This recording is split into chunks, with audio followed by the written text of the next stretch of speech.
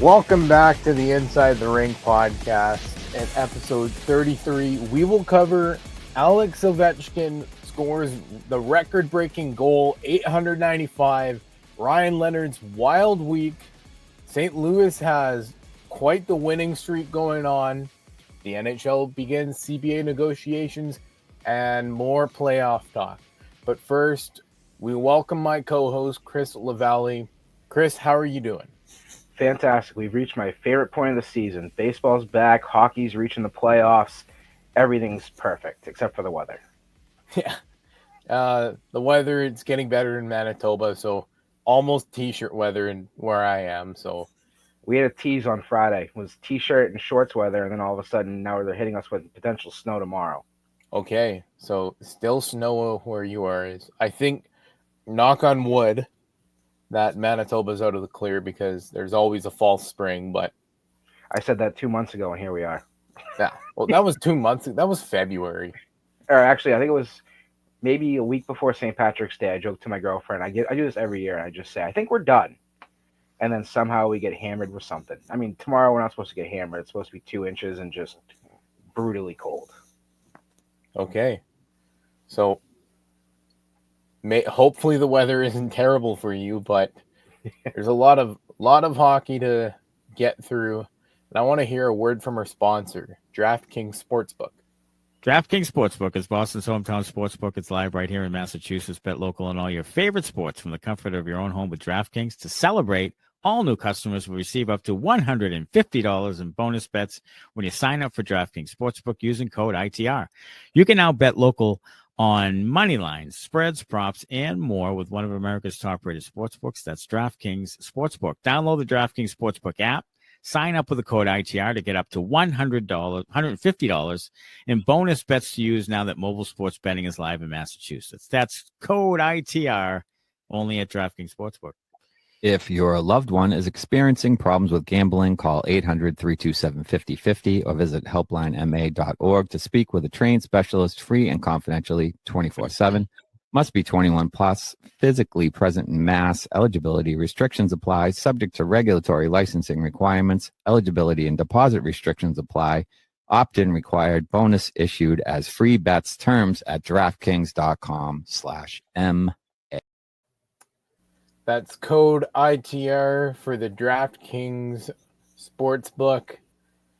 Chris, Alex Ovechkin broke the goal scoring record. It's something that, with all the setbacks with COVID, lockouts, shortened seasons, you name it, it seems like Ovechkin even 3 years ago that maybe he wasn't able to do it. Maybe his career was going to wind down where he finished 3 or 4 behind. And then he was a man on a mission this season because he got within 50 and then gets within 40. Starts the season and, well, now you got 895 under your belt. The celebration was absolutely electric. The ceremony went on a lot longer than most people expected, and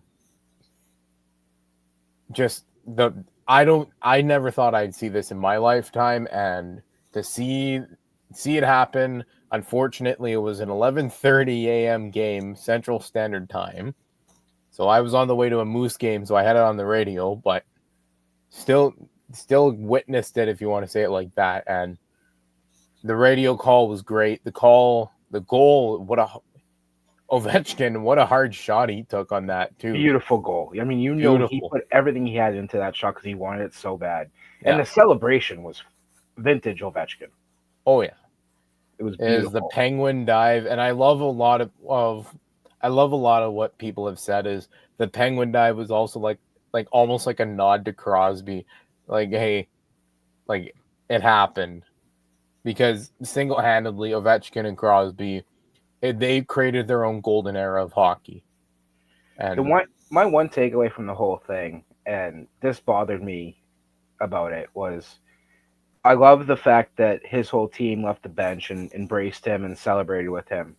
And, you saw Gretzky come down and the owner and all that, but I really wanted to see Nicholas Backstrom. Like that bothered me a little bit that he wasn't there for that. I mean, I'm pretty sure they said it multiple times, but he has the most assists on Ovechkin goals. So to have the guy that's fed him for the majority of his career not being there, and I know he's got an injury and all that, and he's out, but He at least was traveling with the team to watch it in person. yeah. But to not have him on, I mean, I didn't see him. Maybe I missed that, and maybe I'm completely off base, but I didn't see him on the ice congratulating him in any way. So like, I would have liked to have seen him. Yeah, that like there was pictures after the game where they took together. I also saw a video.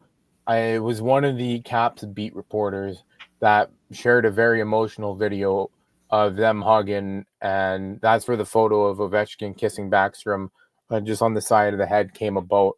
But like it was a very emotional video, and so Backstrom was there. They celebrated together, but Yeah.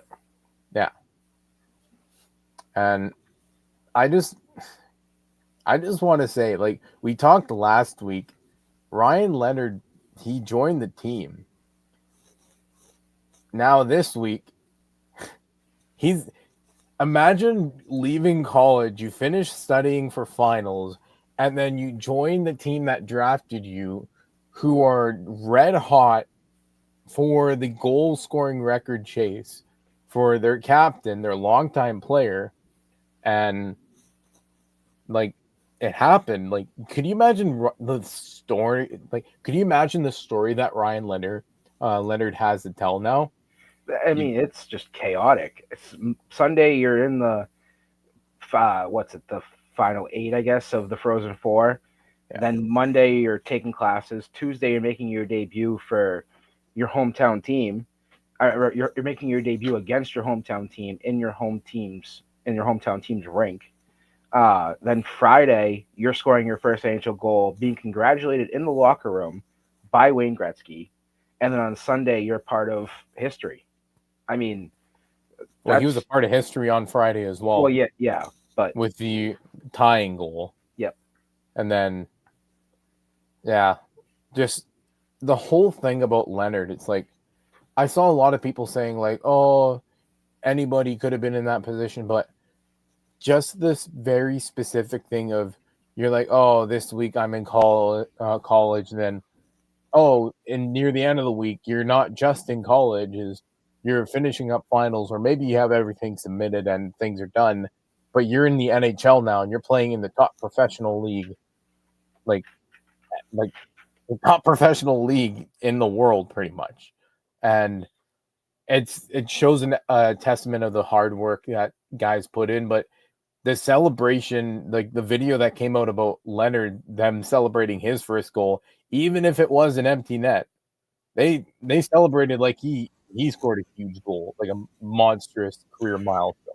That team has so much chemistry, and I think Leonard joining the team and going back to that video. I forget if we talked about it last week, but that video at that bar in Boston on Monday night with Ovechkin and Leonard, that just to me solidified like you brought this kid in, and he's already gelling with the team before he's even played a single shift in the NHL. Yeah, and that's a huge thing. And one of the post-game comments that I got is we interviewed one of the most recently signed players, Patrick Guzzo, for the Moose, and he was saying it's important to gel with the team before you even step foot on the ice with them. And he was talking about the leadership doing that here in Manitoba. And then you see NHL teams, in this case Washington, where they're already at a bar, they're making sure he's feeling like he's at home. And that's a direct thing coming from coaching all the way down to the players. And that's why the Capitals are doing good. That's why they squeaked into the playoffs last year. And we'll speak about playoffs soon. But the one question I have for you, Chris, is do you think the goal scoring record will remain Ovechkin's for a long time? I think in both of our lifetimes, yes. I can't think of a player currently playing or that you follow coming up that could break this record. Yeah, and I can see the argument from Matthews, but there's so much injury history with Matthews to begin with. And when you have a player of his caliber who can score almost 70 goals in the season and then drops down to 30, 40 goals, it's a longevity thing for Matthews. And I don't see how inconsistency can break the record, because Ovechkin has been consistent and his down years are still 32 goal seasons. Sometimes less, but It's wild to think that he broke his leg this year and still came back and did it. Like, broke the record this year. Yeah. And when you think about it, is there's a lot to consider. Ovechkin breaking his leg and coming back as soon as he did and continuing the pace and arguably playing up to a more monstrous pace it shows you he was determined, Chris. And now you have, like, the monkey is off the back of or the massive monkey is off the back of the Capitals, because like, when you think about it, Ovechkin and the Caps, they came into the season not wanting to be competitive and in a playoff spot with their current build team. That's just the added bonus on top of everything. It's a cherry on top for them for how well they're doing. They wanted to get Ovechkin to that goal scoring record, and without a doubt, the city of Washington will love it. But maybe they cap the season off hoisting Lord Stanley. Maybe. That would be wild. What a season for them. The one thing, too, I did want to touch on that I feel like I haven't heard a lot of is the fact that Ovechkin did this in the same amount of games as Gretzky. Like, he now has the record, and they played the same amount of games in their career. Okay. And this goal scoring record, it's going to be very interesting going forward, because it's a matter of what Ovechkin ends up with, not where he, like, maybe he just decides he wants to be done with things, but maybe he ends around the 970 to 1,000 mark, and then that's a new benchmark to get across. That's why I think the record's his for a while, because, I mean, there was comments made in a recent press conference, or maybe it was an interview, where it sounded like he was going to play one more year in the NHL after this year and then go back and play in Russia. So if you see him as a 30-goal scorer in his last season, plus whatever he does the rest of this season, think about what the record's going to be at that point. I mean, that seems... I mean, everybody thought Gretzky's record was untouchable. So I don't think in our lifetime that we see anybody break it, but records are meant to be broken. So it will happen at some point, I think, but not in our lifetime. And I find it interesting you say not in our lifetime, because it could happen, because who knows, maybe a player that's up and coming goes on a huge tear, and maybe they have a Gretzky-like career, but with this current era, and then things have to develop to meet that stand. Like, there's always development in players, because Gordie Howe, when he scored 801, everyone probably thought it was untouchable, and then Gretzky's 894, everyone thought it was untouchable, and then now it's Ovechkin's. So yeah, I mean, what was Gretzky's? It was 94, right? So 21 years later. Yeah. No, the year 30. He did it was 1994. He did it, right? Yeah. So or 31, I guess. And here we are. Like, maybe this will be a recurring discussion that you and I have as time passes and we see players surge up and down. Yeah. But I want to talk about teams that are surging up and down. And that's the St. Louis Blues, because they're on a significant win streak. They're looking for that franchise record benchmark. 12 straight games, looking for number 13, as they currently play the Winnipeg Jets at the time of recording. They're at first intermission, tied 0-0 right now. Chris, between you and I, this winning streak single-handedly dragged them into playoffs. It dragged them to where they are, the first wildcard spot.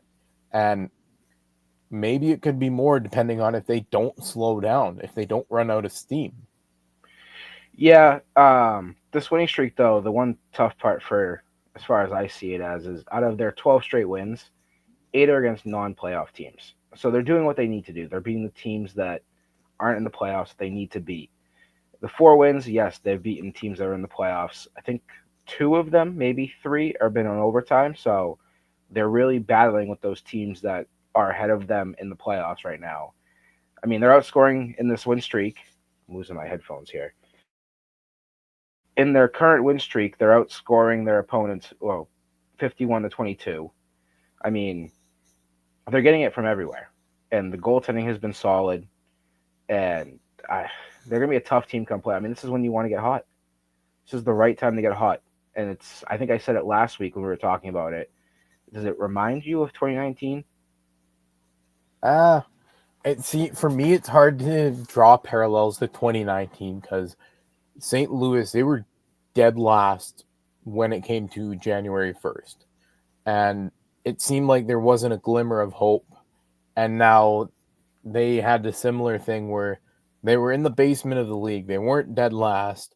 And now they're in the playoff spot. They're not the 8th seed, but they're in the playoffs.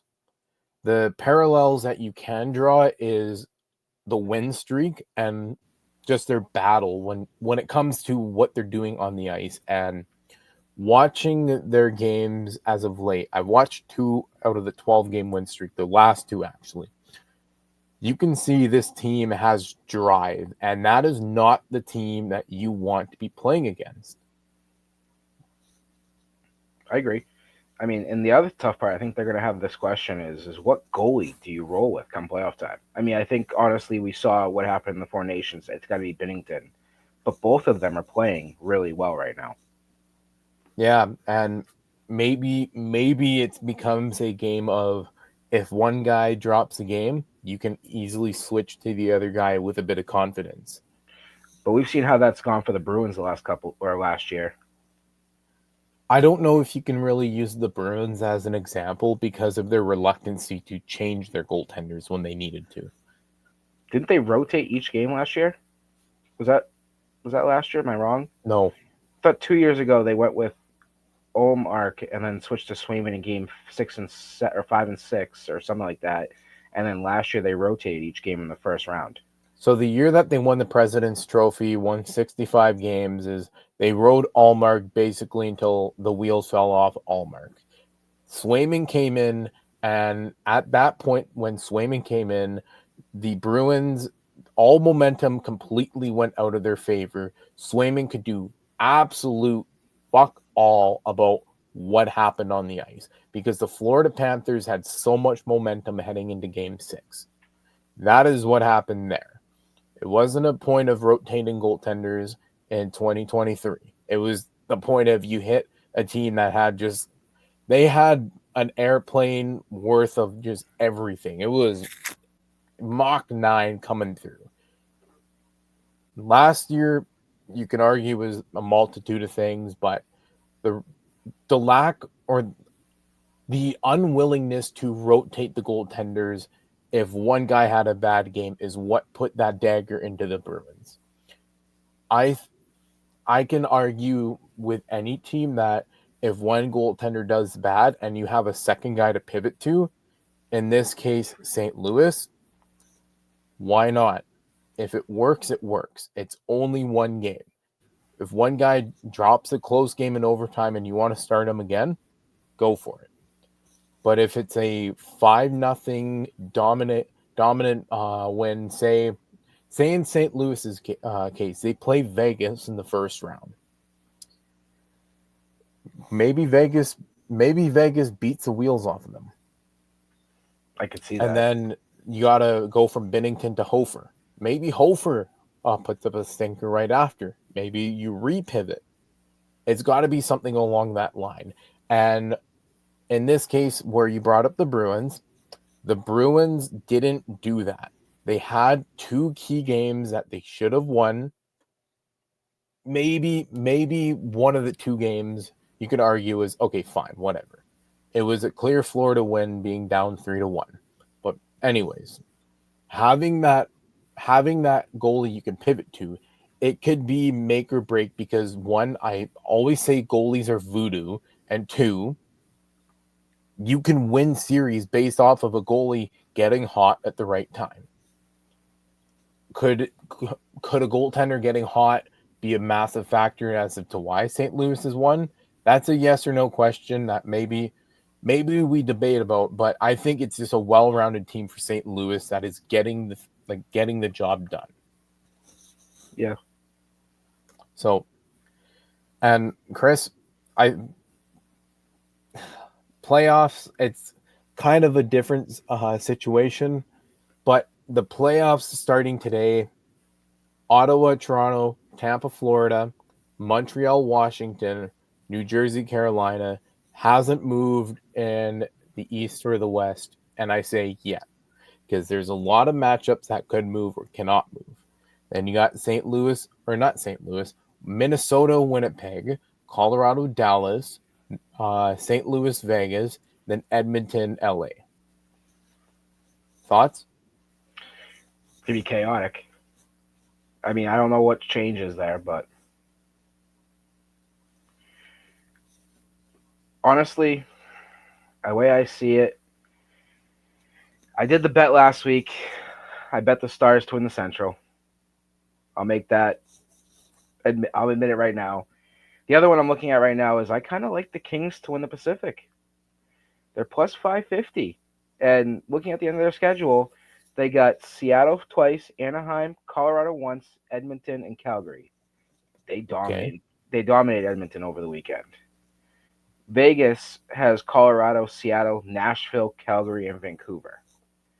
It's, I think, a tougher draw for the Kings to catch Vegas, but just the idea of, sprinkling a little something on there, maybe they have a chance, and we get a chance at avoiding a Edmonton LA first round series matchup, and maybe even get that for the second round would be nice. All right. Well, that's interesting because with the way that things are going is I don't see Vegas dropping out of where they are. They played they're just too strong of a team, and unlike other teams that are first place or trying to hold on to their current spot, Vegas has shown time in and time out wherever they sit heading into the new year is probably where they're going to end. Yeah, I mean, so if the Kings win tonight and say Vegas loses tomorrow to Colorado, does that change your opinion and maybe open the door for the Kings? See, Now I'm they're kind only of, 3 points back. regardless of where they are, like point wise, and I don't see why, like game in hand or not, if LA loses the one game in hand that they have, it's almost likely that Vegas is going to end up in that top spot.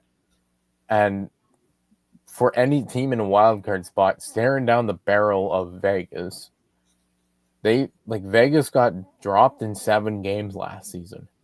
So they're going to have a bit more bite to them in playoffs. They didn't make a big swing at the deadline. They got pretty much the same team as they did last time. I think Vegas does win the division. I'm gonna admit that, but just a little fun. Maybe the Kings do have a chance, and I like the Kings. I mean, so for those who don't know, I grew up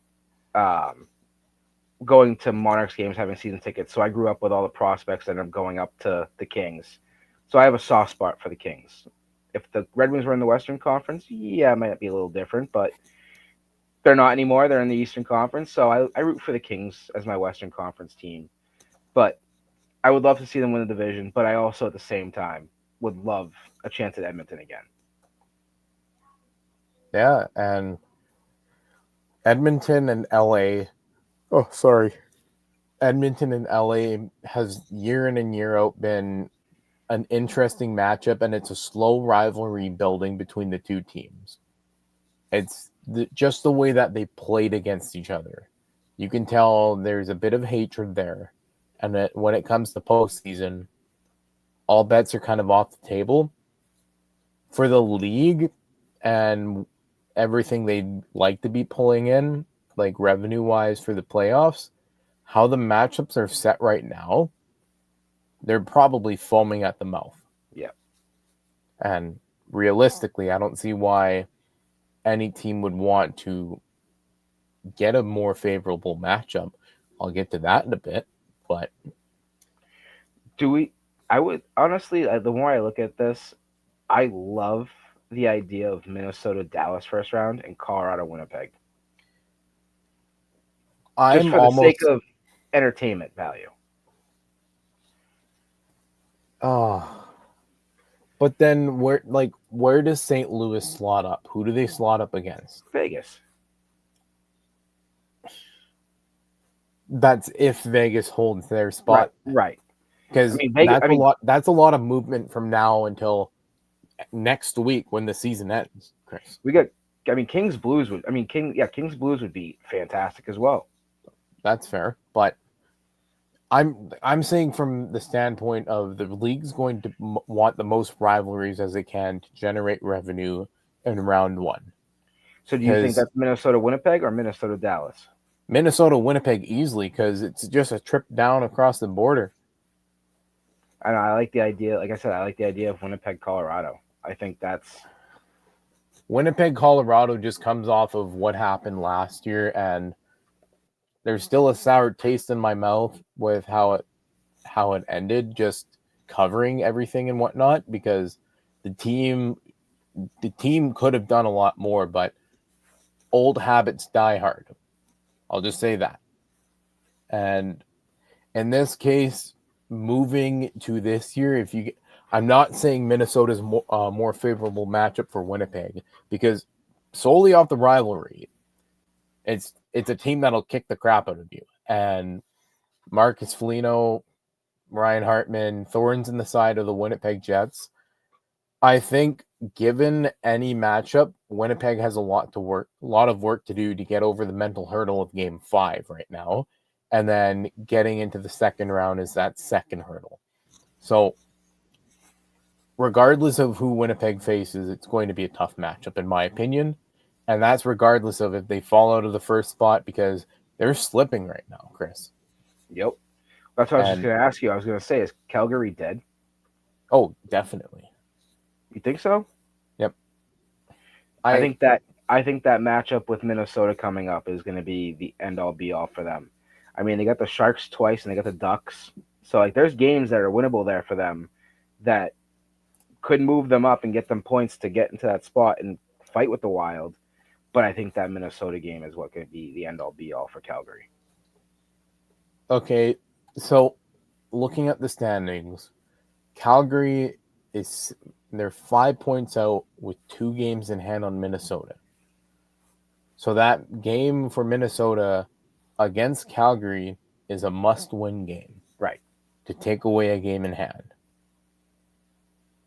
If you look at everything and how both teams shape up, it's hard to argue that Minnesota would win that game, because they're an injury-ridden team right now. And who knows, maybe Calgary can pull something off and sneak into that playoff spot. And between you and I, Chris, I look at Winnipeg, their season history against Calgary, and that's a series that I could see, if mistakes are capitalized on, it's going to end a lot earlier than people will think.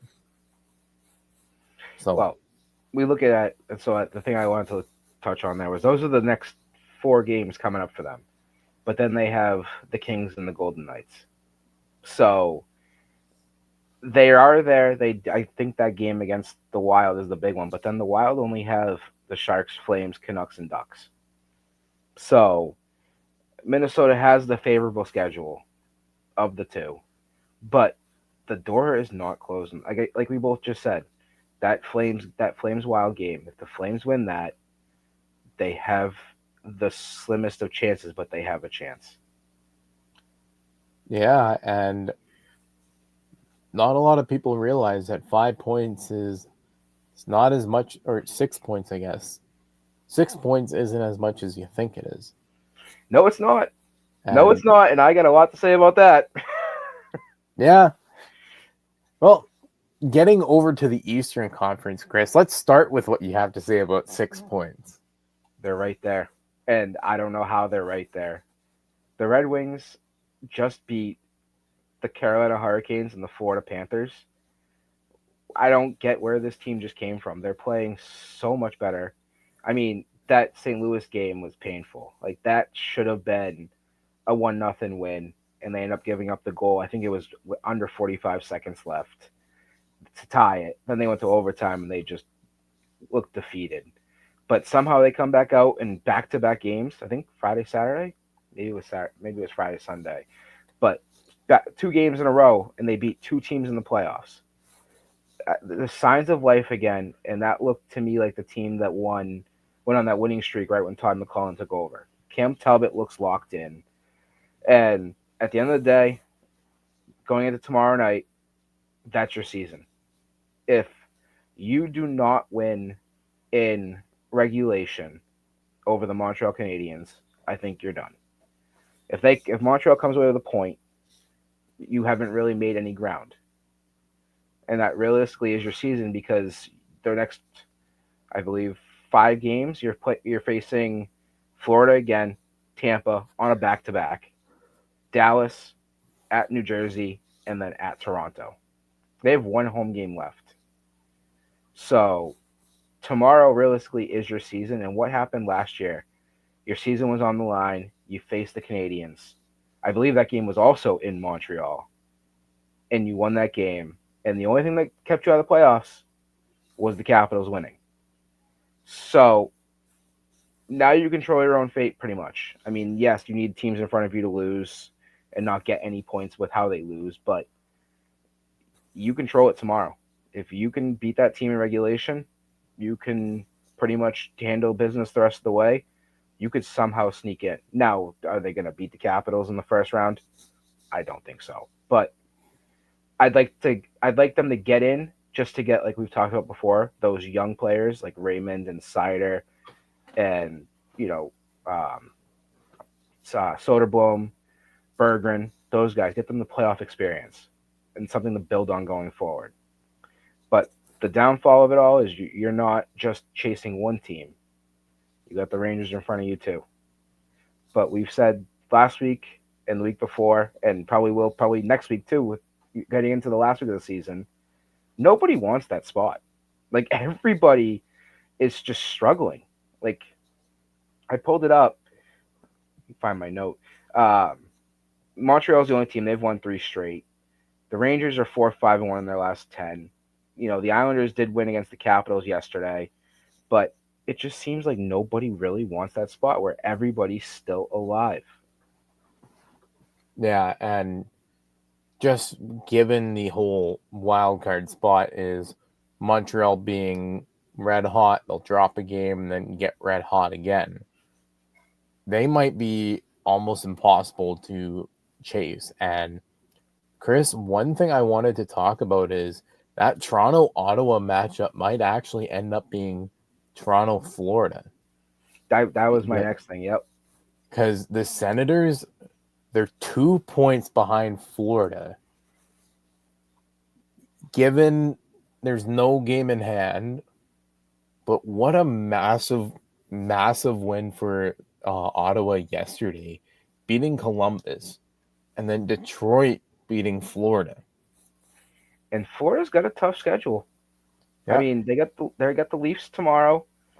They got Detroit on Thursday, who they just lost to. Buffalo, okay, but Buffalo is red hot. If there was maybe another 2 weeks left to the season, I could see Buffalo being a team we talk about maybe sneaking in. They've been red hot. The Rangers and then the Lightning. So it's not an easy road for Florida. Buffalo would have to win out from here to the end of the season, and every single team in front of them would have to lose. Yeah, and looking at Ottawa's it's schedule, possible, but it's possible, and truly, I know there might be a bit of a objection to this, but it would show you that there's no truly elite team in the league that on any given day, any team can win or lose. Yep. I think this because is the most wide open Stanley Cup playoffs we're going to see. oh, definitely. And if Buffalo wins out and makes the playoffs, oh, sorry. I don't know what the hell I just did there. My computer just freaked out. Sorry. But anyways, We're going to earthquake if in Buffalo, Manitoba. if Buffalo wins out from here on out, fine. But I don't see it happening because you drop one game and you're out of the playoffs. You need 6 consecutive wins. With the way that they played all season, especially with their season on the line, as early on as it was, they didn't play up to that expectation. So why would they now? Right. So like I said, this just goes back to nobody wants it. Where the fact that we can have the conversation that if Buffalo wins out, they could get in. Like it's you have a logjam. I mean, yes, Montreal is 6 points ahead of everybody behind them, but the Rangers are coming. The Red Wings, all of a sudden are a team we can talk about again. The Islanders with their win yesterday over the Capitals. But then that's kind of where you draw the line, I think. Maybe you could say Columbus, but it's a lot of work. it's more work than Buffalo, but yeah, right. But that's why I say that's why you kind of draw the line. Yeah. Right before And Columbus. Who knows? Maybe Columbus can pull off a miracle of their own. Got 6 games left, but it's not an easy schedule for anybody. Could we also say that, like you just said, Toronto and Ottawa could be Toronto, Florida? It could also just as well be Toronto, Tampa. Yeah. I mean, nothing in the Atlantic is locked up at all. Like it could be Tampa is the 1 seed in that division, and you got Toronto, Florida in the first round, and Tampa, Ottawa. Yeah, there's a lot of possibilities, Chris, and on any given night, it feels like these matchups are going to switch back and forth. And I think we got Tampa, Toronto Wednesday. That's going to be a big playoff field game. And so, say I believe Tampa's on a back. Nope, they're playing right now. They're losing 3-1. Are they right? Yeah, they're losing. Oh no, they're up 3-1 to the Rangers. So Toronto would have a game in hand, but they play a back-to-back with Florida and Tampa. So say they lose to Florida tomorrow. Now Tampa's 2 points back going into Toronto, Tampa on Wednesday. Yeah, and Florida being where they are, I didn't see Ottawa sniffing up 2 points behind them. So I don't think people realize the Atlantic is a lot stronger than it looks on paper because Ottawa made really good moves at the deadline, which we spoke about, but they've started to gel at the right time, and it's showing for them because in an Ottawa-Tampa series, that'd be a great series, but also you got just a natural rivalry there. Is what if Tampa and Florida are eliminated in the first round by Toronto and Ottawa, and then you got Toronto, Ottawa in the second round? That would be fun. I mean, I like the idea of a battle of Florida in the first round, and then the battle of Canada in the first round with Toronto and Ottawa. Yeah.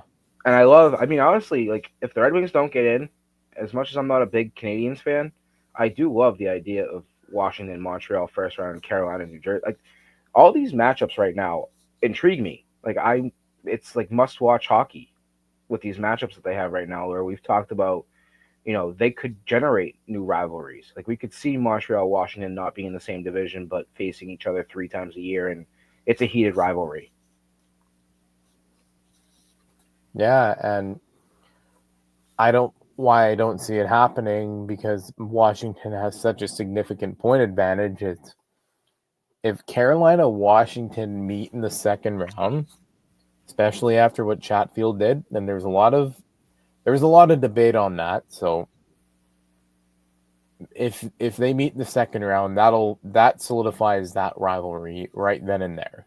Yep. Thursday's game is going to put more of a stamp on that one. Chris, I wanted to ask you something about Florida. Just jumped around there, so forgive me. Did you see the comments where people were saying that Florida is tanking for a more favorable matchup against the Leafs? No, I did not see that, but Okay, wow. well, it didn't surprise me when it came out. It happened over X, or it might have happened on other social medias too, but I saw it mainly on X. And people were talking about that Florida is losing games so that they can face the Leafs because they played really good hockey against the Leafs the year that they went on to the Cup Finals, hoist the Stanley Cup, and all that. Do you see that? Do you see that specifically in Florida's game right now? That they want that Leafs first round matchup, or do you think Florida is slumping heading into playoffs? I think they're just slumping. I don't think any team is tanking to avoid a matchup. I think they're just struggling right now to find their game. And honestly, like going to the Blues thing, like it's the wrong time to not have your game going right now. Like you don't want to. I mean, we got a week left, so they can turn it around. Then we're known to curse teams, so like, we could talk about them struggling right now, and they could be the hottest team in hockey by next week. So, I mean, it's the wrong time to not have things figured out. And a team that's won the Stanley Cup, that has the experience, I got to imagine that they'll figure it out and they'll right the ship and they'll get back on track. I mean, they're in, so that doesn't matter. Like it's a question of who they're going to play and how does their game line up to who they're going to face. I think it's less of they are just Stanley Cup champions. It's more of they're the defending Stanley Cup champions. Yeah. So there's a bit more added pressure in Florida to perform. And also, back-to-back Stanley Cup championship finals. My one question is, maybe 2 long playoff runs is starting to put wear and tear on the Florida Panthers. And maybe that's where they're headed at this point in the season. That could very well be. Yeah, and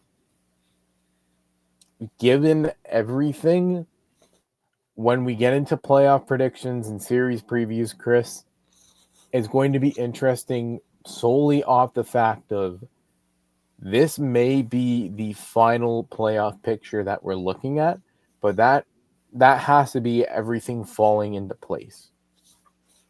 I kind of want a little more chaos next Monday. I think we're going to get more chaos, but I mean, being biased, I'd love to see the Red Wings 3 points back when we talk or 2 points back next Monday. I mean, or even the Rangers. Like even the Rangers just sneaking 2 points behind Montreal. Trying to put that Lavalley curse. Yeah, jeez. I mean, we talked about them every week, and so far they've been hot this week. So maybe the Red Wings, maybe I've reversed the curse. Maybe, but Chris, it's nice talking hockey with you, and maybe, like I said, maybe more movement happens by the time we record the next episode. But in the Calgary meantime, yeah, full. Maybe Buffalo's in, like you said. Yeah. But in the meantime, thank you for listening. Chris and I will be back next week, and playoffs will be in its final week of deciding playoff matchups.